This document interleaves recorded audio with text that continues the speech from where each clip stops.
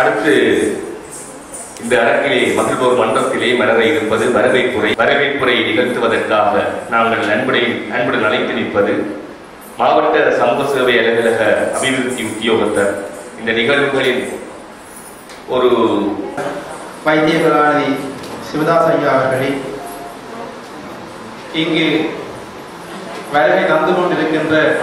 எனது அன்புக்கும் மதிப்புக்கும் உரிய பிரபாகர் குருக்கள் ஐயா அவர்களே, இந்நிகழ்வில் வருகை தந்திருக்கின்ற கலாச்சார உத்தியோகத்தர் அவர்களே,